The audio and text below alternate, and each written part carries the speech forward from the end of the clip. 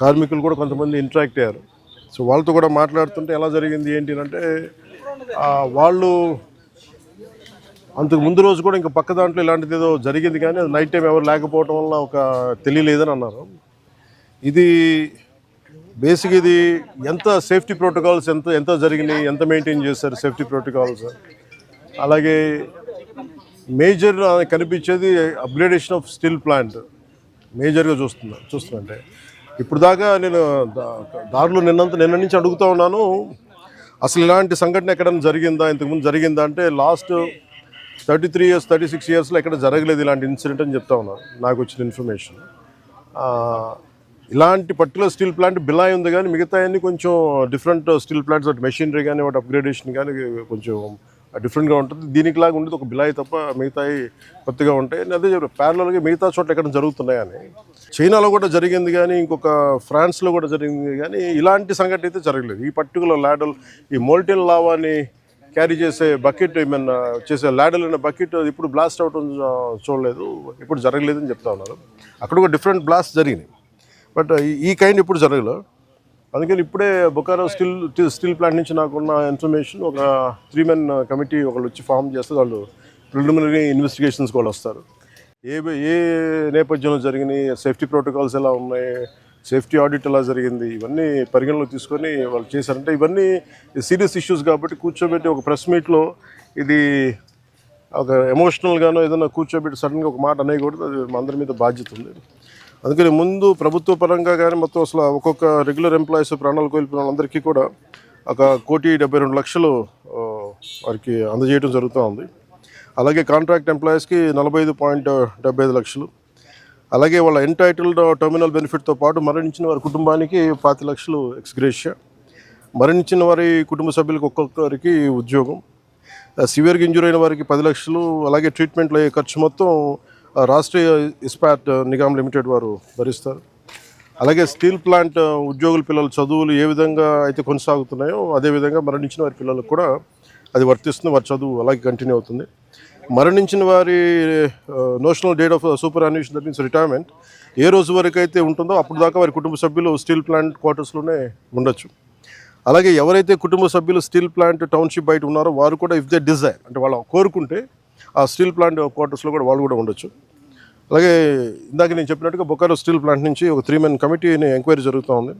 అలాగే మరణించిన వారి కుటుంబాలకి ఆసుపత్రిలో ఉన్న వారికి అండగా నిలబడుతూ రాష్ట్ర ప్రభుత్వం కూడా వారికి పూర్తి సహాయ సహకారాలు అందిస్తాం. అంటే ఇవన్నీ అంటే ఒకటి స్టీల్ ప్లాంట్ మన ఇక్కడ ఆంధ్రప్రదేశ్లో ఇది ప్రైవేటీకరణ జరగకూడదని కోరుకున్న వాళ్ళలో ముందుండి గత కొన్ని సంవత్సరాలుగా మేము ఇది మా కోరిక, ఇది విశాఖ ఉక్కు ఆంధ్రుల హక్కు అని. అంటే మొన్న 32 మంది చనిపోతే దాంట్లో ఈవెన్ మన తెలంగాణలో కూడా 3 చనిపోయారు. ఇది మన విశాఖ దానికోసం అప్పుడు ఉమ్మడి రాష్ట్రంలో. అందుకని ప్రైవేటీకరణ జరగకూడదు, ఇది మన రాష్ట్ర ప్రభుత్వం కింద ప్రభుత్వ స్టీల్ ప్లాంట్ కింద ఉండాలనేది మా అందరి ఆకాంక్ష. అదేవిధంగా కేంద్ర ప్రభుత్వం ప్రధానమంత్రి గారి నాయకత్వంలో ఇది అలాగే కొనసాగిస్తున్నారు అదే స్ఫూర్తిని. అది ఇప్పుడు మాకు ప్రిలిమినరీగా మేము చూస్తున్నప్పుడు అందరితో మాట్లాడుతున్నప్పుడు అనిపించింది some kind of upgradation is need.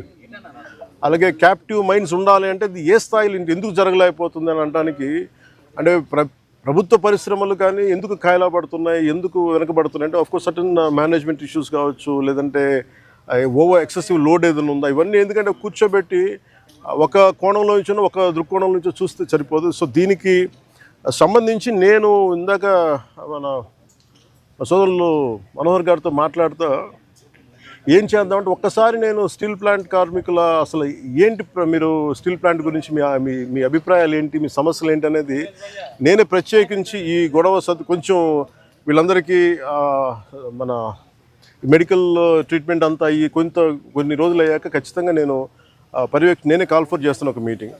ఒకసారి ఆ మీటింగ్లో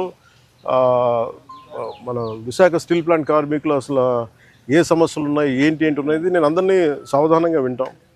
అది దాని రౌండ్ టేబుల్ అంటామా లేదంటే కూర్చోబెట్టేది వారి ఒక ఇంటరాక్షన్ కార్యక్రమం ఏ పేరు పెట్టినా కానీ దానికి నేను ఖచ్చితంగా నేను ఒక్కసారి ఆ మీటింగ్ నేనే నా ఆధ్వర్యంలో నేను ఆర్గనైజ్ చేసి ఒకసారి అందరికి వింటాను.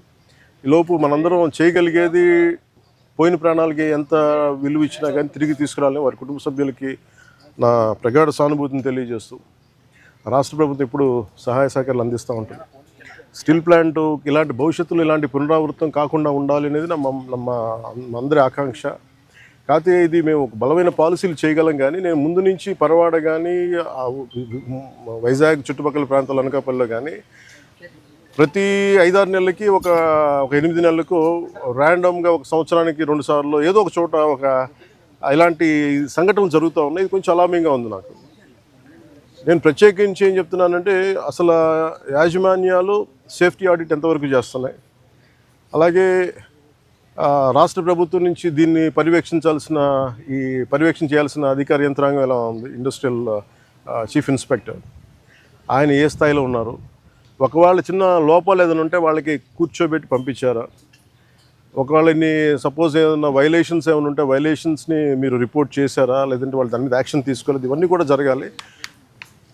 అంటే నాకు ఇందాక చెప్పినది ఎంతవరకు వాస్తవాలు నాకు తెలియదు, జస్ట్ ఒక ఆన్ హ్యాండ్ ఇన్ఫర్మేషన్ చెప్తా ఉన్నాను. ఇక్కడ వైలేషన్స్ ఉన్నాయి, మేము ఒక ఫ్యూ మంత్స్ బ్యాక్ చెప్పాం, 6 మంత్స్ బ్యాక్ కూడా తెలియజేసాం, ఎవరో రెస్పాండ్ అవ్వలేదు అంటే మాకు ఏమనిపించిందంటే ఆన్ ఫేస్ వాల్యూ తీసుకోలేము ఇవన్నీ. సో అందుకనే దీనికి కీలకమైన కారణాలు ఏంటి, the exact causes and investigation detail enquiry has been initiated to ascertain the reasons and fix responsibility. అంటే ఎవరైతే నాకు ఆఫ్ హ్యాండ్గా చెప్పారు ఇవన్నీ కూడా కమిటీకి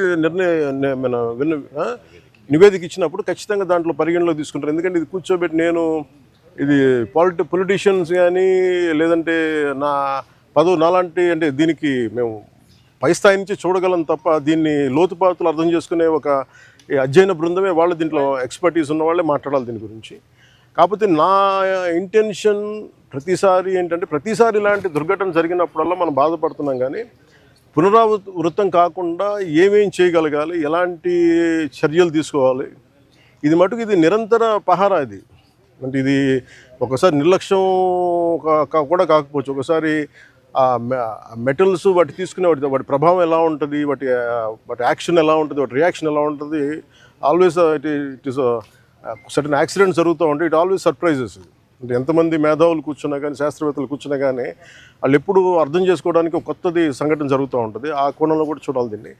ముఖ్యంగా కెమికల్ ఇండస్ట్రీస్ కానీ పరవాడలో కానీ ఇవి ఒకటికి యాజమాన్యాలు 10 సార్లు చూసుకోవాలి. అందుకని ఇలాంటి పునరావృతం కాకుండా ఉండాలని మనస్ఫూర్తిగా మేము అందరం కోరుకున్నాం. మరోమారు నేను మీకు మాటిస్తున్నాను, స్టీల్ ప్లాంట్ కార్మికులందరితో కూడా నేను ప్రత్యేకించి కూర్చుంటాను. ఒక అవసరమైతే ఒకే రోజు అందరూ తీసుకోలేను కాబట్టి ఒక కనీసం అటెస్ట్ ఒక 4-5 గంటలు కూర్చుంటాను. ఇంకే నీడెడ్ అవసరం అనుకుంటే ఇంకో రోజు కూడా దీన్ని ఎక్స్టెండ్ చేసుకొని నేను దీని మీద నేను మీ సమస్యను సంపూర్ణంగా అర్థం చేసుకోవడానికి దాన్ని ముందుకు తీసుకెళ్తాను. ముందు ఇదంతా అవనివ్వండి. అంటే ఇప్పుడు ఈ కమిటీ అయింది ఏం లేదంటే నాకు రేపేం చెప్పేసి ఎల్లుండి నేను చెప్పేసి, కానీ నాకేంటంటే ఇప్పుడు కమిటీ వస్తుంది కదా బుకారం స్టీల్ ప్లాంట్ నుంచి. ఆ కమిటీ అంతా వచ్చిన తర్వాత ముందు దీని మీద ఒక సంపూర్ణమైన ఒక స్పష్టత వచ్చిన తర్వాత దాని తర్వాత తీసుకుంటాం.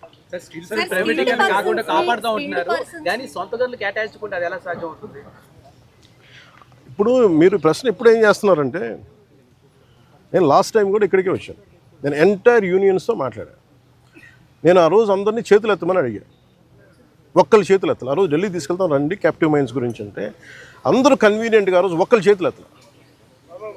అంటే మీరు ఇండివిజువల్ పార్టీ పాలిటిక్స్ స్టిల్ మీరు కలెక్టివ్గా స్టీల్ ప్లాంట్ మాది అనుకున్న irrespective party verticals or wing verticals పక్కన పెడితే, మీరు స్టీల్ ప్లాంట్ కార్మికులు కోరుకోవాలి, ఇది బాగుండాలి, ఇది విశాఖ ఉక్కు, ఇది ఆంధ్రుల హక్కు అనే మీరు పదాన్ని నిజంగా మీరు ముందుకు తీసుకెళ్ళాలి స్ఫూర్తినంటే, నేను ఆ రోజున ఇదే దాంట్లో గత వైసీపీ ప్రభుత్వం ఇది అమ్మేస్తానంటే మేము వచ్చి కూర్చొని కొట్లాడాం దీనికి.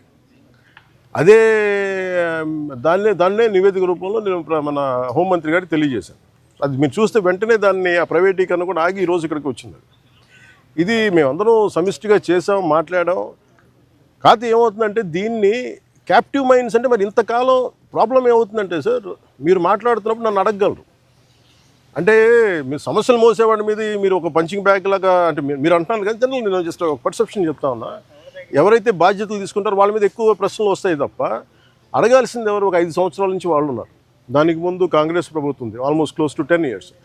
ఇది అప్పటి నుంచి చేయాల్సింది. ఇవన్నీ వారసత్వపు ఇష్యూస్గా వచ్చినాయి, లెగసీ ఇష్యూస్గా వచ్చేసినాయి. నాకేముంది, నేను ఏ సమస్యల నుంచి మేము పారిపోవడానికి లేము. ఉన్నది వాస్తవాలు చెప్పి అర్థం చేసుకొని దానికి ఒక పరిష్కార మార్గం ఎతకడానికే మేము సంపూర్ణ సర్వ ప్రయత్నాలు చేస్తాం. మీరేదో అడుగుతున్నారు మేడం? సార్, టెక్నికల్ గా ఉన్న వాళ్ళని తగ్గించేసి అడ్మినిస్ట్రేటర్స్ తో రన్ చేస్తున్నారు. పని ఒత్తిడి కూడా కార్మికులు, నిర్వహణ లోపం చాలా ఎక్కువగా ఉంది అనేది కూడా లోపల పనిచేసిన కారణం వాళ్ళు అంటున్నారు మేడం. ఇది ఇంత మీరు అడిగిందే నాకు చెప్పారు. కాకపోతే ఇది ఏంటంటే ఇది మనం నేను దీనికి సంబంధించి అనుభవం ఉన్న వ్యక్తిని కాదు నేను.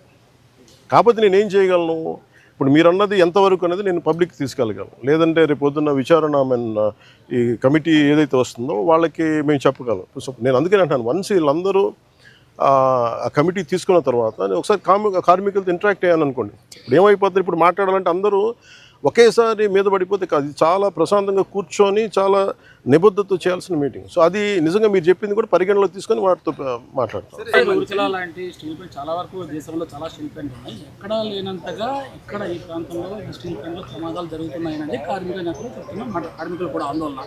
దీన్ని ఎలా చూడొస్తారు మీరు? నేను స్టీల్ ప్లాంట్ కార్మికులు, మీరు సంఘాలు ఉన్నాయి కదండి, సంఘాలు ఉన్నప్పుడు మీరు కూర్చోబెట్టి వీళ్ళు ఒక్కొక్క ప్రభుత్వం వచ్చినప్పుడు ఒకలా బిహేవ్ చేస్తాయి సంఘాలు. నాకు ఇబ్బంది ఏముందంటే, సంఘాలు అనేవి ఇర్రెస్పెక్టివ్ ఆఫ్ ఏ ప్రభుత్వం వచ్చింది ఏ ప్రభుత్వం పోయింది అనే కంటే కూడా సంఘం కార్మికుల సంక్షేమం కోసం ఇర్రెస్పెక్టివ్ ఆఫ్ మనం ఎవరు బాగా చేయగలం అని ఆలోచించాలి తప్ప, మీరు వైసీపీ వచ్చినప్పుడు కాంప్రమైజ్ అయిపోయి, వైసీపీ వచ్చినప్పుడు ఈ స్థలాలని మనం ప్రైవేటీకరణ చేసేద్దాం వాళ్ళతో కుంభక ఇవి నేను వాస్తవంగా చెప్పగలను. ఆ రోజు నేను కూర్చున్నప్పుడు ఎందుకు ఇంత బలంగా మాట్లాడగలంటే, ఆ రోజు నేనే నోరు తెరిచి అడిగితే ఒక్కరు చెయ్యి చూపులు. సో అందుకని మొదటి రక్షణ కవచం ఎవరు? సంఘాలు ఈ పొలిటికలైజేషన్లోనో లేదంటే మన పార్టీ రాజకీయాల్లో పడిపోయి నిజంగా కార్మికుల సంక్షేమం ఎంతవరకు ముందుకు తీసుకెళ్లారు అనేది కూడా నాకు వాళ్ళతో కూర్చొని నేను మాట్లాడతాను. సార్ నేను I don't try to shy away or shun away from this.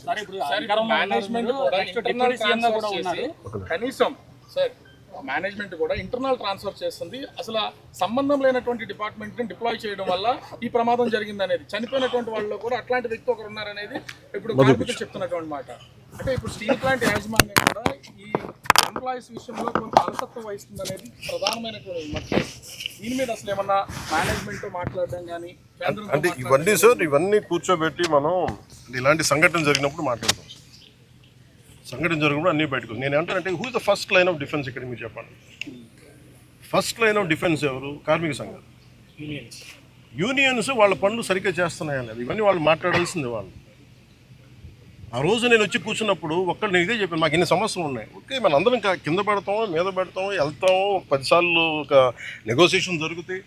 అసలు సమస్యని మీరు ఇవన్నీ చెప్పకుండా మీకు అన్యాయాలు జరిగిపోతున్నాయి, ఇవి జరిగిపోతున్నాయి అంటే, నేను అనేది ఏంటంటే, మీరు ఒక లాజికల్గా ఒక రేషనల్గా మాట్లాడకుండా పూర్తి ఎమోషన్ మీదను ఇలా కూర్చొని మాట్లాడితే కాదు. కూర్చోబెట్టి లాగ్ బుక్స్ తీసుకోవాలి, ఏమేమి జరిగినాయి, నిజంగా మీరు చెప్పినట్టుగా అడ్మినిస్ట్రేటివ్ జాబ్ని పెంచి స్కిల్డ్ లేబర్ని మనం లేకుండా చేస్తారు. ఇవన్నీ ఏంటంటే మనం ఆఫ్ ది హ్యాండ్ ఇలాగ మనం కూర్చొని, ఇది మీడియా ట్రయల్ కాదు, లేదంటే సోషల్ మీడియా ట్రయల్ కాదు. It should be a very deep investigative approach with committee of experts has to happen.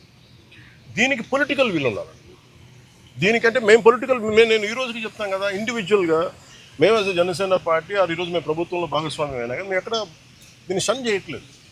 More than willing to understand. మేము పదే చెప్పాం కేంద్ర ప్రభుత్వానికి, ఏది అధికారంలో లేనప్పుడు చెప్పాం, ఇది మీరు దయచేసి దీన్ని, ఇది ఒక హార్డ్ కోర్ మేము త్యాగాలతో వచ్చింది, ఇది మీరు దయచేసి దీన్ని చూడండి అంటే మేము దాన్ని స్ఫూర్తిని వాళ్ళు గౌరవించారు. ఈరోజు ఉంది అంటే ప్రైవేటీకరణ కాకుండా ఉండాలంటే. కాకపోతే దీన్ని కాపాడుకోవాల్సింది కూడా ఒక నిజంగా అన్డ్యూ డిమాండ్స్ ఏమైనా ఉన్నాయా, జెన్యున్ డిమాండ్స్ ఉన్నాయా, ఇవన్నీ కూడా చాలా నిబద్ధతతో కూర్చొని చేయాలి సార్. చాలా కన్సల్టేషన్స్, చాలా డెలిబరేషన్ జరగాల్సిందే. అందుకని నాకు స్టీల్ ప్లాంటు చాలా అద్భుతంగా ఉండాలి, ఇలాంటి ప్రమాదాలు జరగకూడదు అనేది మా అందరి ఆకాంక్ష. Thank you.